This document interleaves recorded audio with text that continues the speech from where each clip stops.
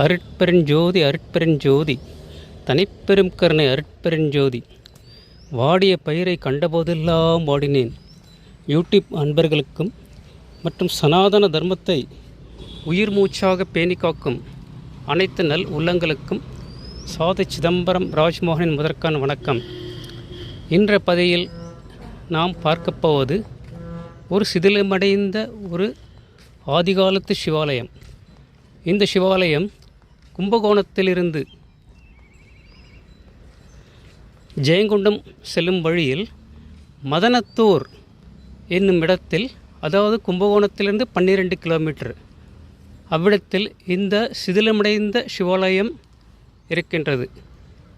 ஊர் மக்களிடம் இதை பற்றி விசாரிக்கும் பொழுது இது 1000 ஆண்டுகள் பழமையான சிவாலயம் என்றும், இந்த சிவாலயத்தின் பெயர் ஸ்ரீ ராமலிங்கேஸ்வரர் என்று தகவல் தெரிவிக்கின்றார்கள்.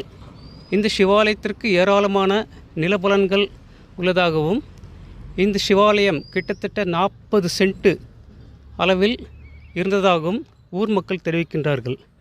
ஒரு சிறப்பு பார்வை. இந்த சிவாலயத்தில் இருந்த இறைவன் திருமேனி ஊர் மக்கள் பாதுகாப்பாக கொண்டு வந்து இதற்கு ஒரு ஷெட் அமைத்து வழிபாடு செய்து கொண்டுள்ளார்கள்.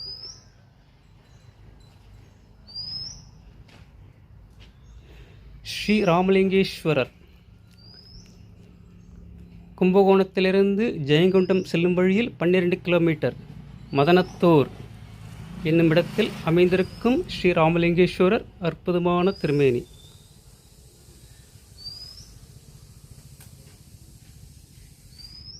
ஓம் நமச்சிவாய.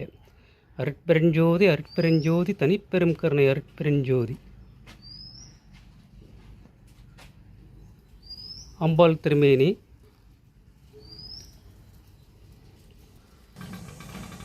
இந்த மதனத்தூரில் இருக்கும் ஒரு அன்பர், ஒரு சிவபக்தர், அவரிடம் ஒரு சிறப்பு நேர்காணல். ஐயா வணக்கம். ஐயா உங்கள் பேர் என்னங்கய்யா? என் பேர் செந்தில்குமார். அற்புதம் ஐயா. இதே இந்த மதனத்தூரில் நீங்கள் இருக்கீங்க, அது பூர்வக்குடி இல்லைங்களா? சரி ஓகே. உங்கள் பேர் செந்தில்குமார். சரிங்க. நீங்கள் வந்து எவ்வளோ ஆண்டுகள் இங்கே இருக்கீங்க? ரொம்ப ஆண்டு. எனக்கு வயசு 50 சார். சரி. சின்ன பிள்ளையிலேருந்து இந்த கோயில் வந்து சாஞ்சி இருக்கும், சுற்றினும் கருவேல மரங்கள். சரி. ஆக்கிரமிப்பில் யாருமே உள்ள கோயிலுக்கு போவேன். சரி சூழ்நிலை. சரி, இப்போ வந்து இந்த கோயிலோட பேர் என்னங்க? அதுக்கு பேர் ராமலிங்கேஸ்வரர். ஸ்ரீ ராமலிங்கேஸ்வரர். அம்பாள் பேருங்கய்யா தெரியுங்களா? அம்பாள் பேர் பர்வதவர்த்தினி சொன்னாங்க. பர்வதவர்த்தினி. அது ஸ்ரீ பர்வதவர்த்தினி சமேத ஸ்ரீ ராமலிங்கேஸ்வரர் இல்லைங்களா? சரி. இந்த கோயிலில் வந்து தோராயமாக எவ்வளோ ஆண்டுகள் இருக்குன்னு சொல்லிட்டு கணக்கில் கொண்டுட்டு வராங்க? ஒரு 1000 ஆண்டுகளுக்கு மேலே இருக்கும். 1000 ஆண்டுகள் மேல். அப்பா அற்புதம். சரி. இந்த சிவாலயத்துக்கு பூர்வீக சொத்துக்கள், அதுக்கப்புறம் ஏதாவது நிலப்பலங்கள் இருக்குங்களையா? இருக்கே. ஒரு 2 ஏக்கருக்கு மேலே உள்ள நிலத்தை வந்து மேலே இருக்கும். இல்லை, பழைய 1000 காலத்து கோயில்னா கண்டிப்பாக வந்து நீங்கள் மேலே இருக்கும். அது கணக்கில் கொண்டுட்டு வரணும் இல்லைங்களா? ஆதி இதெல்லாம் டாக்குமெண்ட்டில் எடுத்து பார்த்தோன்னா கரெக்டாக தெரிஞ்சிடுச்சுது. சரி, இந்த திருப்பணிக்கு வந்து ஊர் மக்கள் என்ன நடவடிக்கை எடுத்திருக்கீங்க? ஏதாவது உதவிகள் தேவைப்படுங்களா? மக்களுக்கு தெரியப்படுத்தலாமா? ஏன்னா ஏராளமான சிவனடியர்கள் நிறைய பேர் இருக்காங்க இல்லைங்களா? அவங்க வந்து தயாராக இருக்காங்க, இந்த கோயிலை எடுத்து பண்ணுறது தயாராக இருக்காங்க. சின்னது அது உங்களுடைய கொஞ்சம் கருத்து சொல்லுங்கய்யா. என்ன பண்ணலாம் சொல்லுங்க. இந்த கோயிலை நாங்கள் வந்து இந்த திரும்ப புதுசாக எடுத்து செட் பண்ணணும்னு சொல்லி நாங்கள் அறநிலைத்துறைகிட்ட போகும்போது இது இப்போதான் வந்து அவங்க இது பண்ணியிருக்காங்க. இப்போதான் கண்ணில் படுங்களா அவங்களுக்கு? ஏன் 65 வருஷம் என்ன பண்ணிட்டு இருந்தாங்க அவங்க? அதுக்கு பிறகுதாங்க இந்த நிலத்தை வந்து சர்வே பண்ணும்போது ஆட்சி மாற்றம் ஏற்படும் போது புகார் மனு எடுத்துக்கிட்டு உடனே ஓடி வராங்க இல்லைங்களா? அதுக்கும் வந்து அறநிலைத்துறையில வந்து முழுமையான வேலையை வந்து செய்யறதுக்கு தயங்குறாங்க. அவங்க அதுக்கான அமௌண்ட் ஏதாவது கொடுத்தாதான், அதாவது லஞ்சம் எதிர்பார்க்குறாங்க இல்லைங்களா? லஞ்சம் எதிர்பார்த்தனே உடனே வந்து இந்த திருப்பணி உடனே ஸ்டார்ட் பண்ணி கொடுத்துறாங்க இல்லைங்களா? அதுக்கு பிறகு நீங்க யாராவது செய்யுங்க. சரி. அது வந்து அதுக்கு வந்து நாங்க வந்து இதுக்கான நிதி ஒதுக்கினாலும் அதை நீங்க எதிர்பார்க்க வேண்டாம். சரிங்க. இப்போ இந்த அறநிலையத்திலே ரத்து பண்ணலாமா வேண்டாமா? ரத்து பண்ணிடலாம் இல்லைங்களா? ஏன்னா கிட்டத்தட்ட 45,000 கோயில் கண்ட்ரோலில் இருக்கு.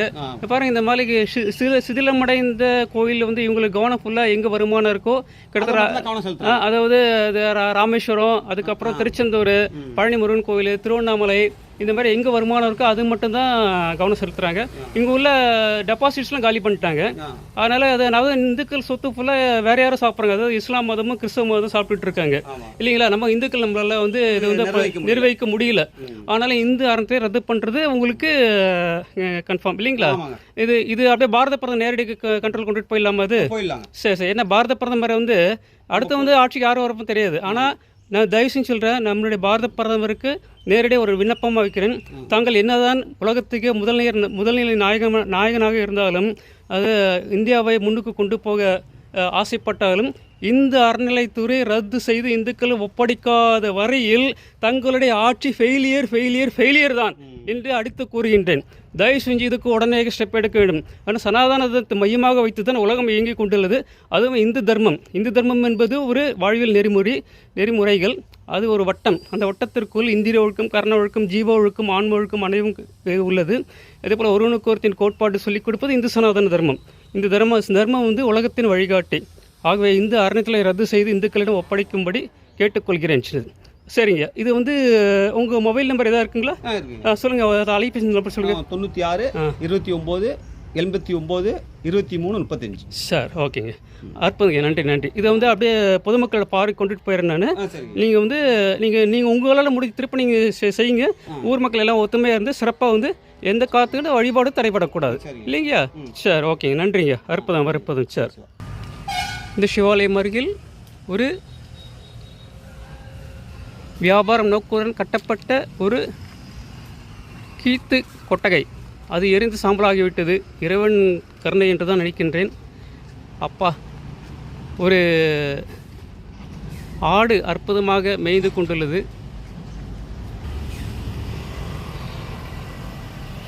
அதிகார நந்தி இருக்கும் இடம் காலியாக உள்ளது. சிவாலயம் இருக்கும் இடத்தில் கக்கா போகும் இடம்.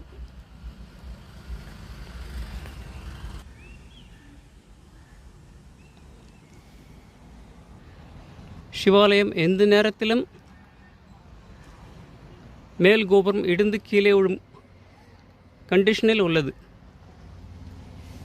பாருங்கள், உள்ளே செல்வோம். கருவறை இருக்கும் இடம். பொதுவாக சிதிலமடைந்த திருக்கோயிலில் இறைவன் குடியிருக்கும் இடத்தில் சர்ப்பம் வாசம் செய்யும் என்று சொல்லுவார்கள். இதோ மிக பிரம்மாண்டமான ஒரு சர்ப்பம் கருவறை தோல் உரித்துள்ளது. அனைவரும் பாருங்கள்.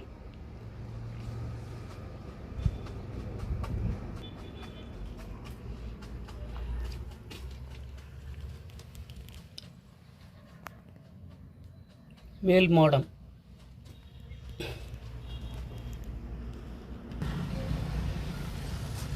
பின்புறம், திருக்கோயிலின் பின்புறம் இந்த அறநிலையத்தின் கட்டுப்பாட்டுகள் 45,000 திருக்கோயில்கள். இவர்களுக்கு கொள்ளையடிக்க மட்டும்தான் நேரம் சரியாக உள்ளது. திருச்செந்தூர், பழனி, திருவண்ணாமலை இப்படி பல திருக்கோயில்கள் இருந்து வரும் டெபாசிட் காலி செய்ய வேண்டும், கொள்ளையடிக்க வேண்டும், சுகபோக வாழ்க்கையில் ஈடுபட வேண்டும். சிவன் சொத்து கொலநாசம் என்று சொல்லுவார்கள். ஆனால் இவர்களுக்கு அதை பற்றி கவலை கிடையாது. பாருங்கள், நீங்களே பாருங்கள். இன்றைக்கு நம்ம தமிழகத்தில் இருக்கும் திருக்கோயில் சொத்து மதிப்பு மட்டும் 500 லட்சம் கோடிகள்.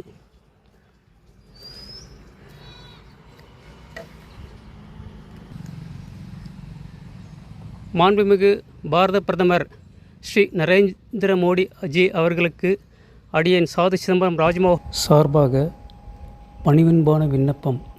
உடனடியாக இந்து அறநிலையத்துறை ரத்து செய்யப்பட வேண்டும். நம்முடைய பாரத பிரதமர் தயவுகூர்ந்து அதற்குண்டான அனைத்து முயற்சிகளையும் செய்து உடனடியாக நடவடிக்கை எடுக்கும்படி 120 கோடி இந்துக்கள் சார்பாக மிக்க தாழ்மையோடு பணியின்போடு கேட்டுக்கொள்கிறோம். இறை மற்றும் தேசப்பணியில் சாது சிதம்பரம் ராஜ்மோகன். என்னுடைய அலைபேசி எண் 9486681949. நன்றி. திருச்சிற்றம்பலம்.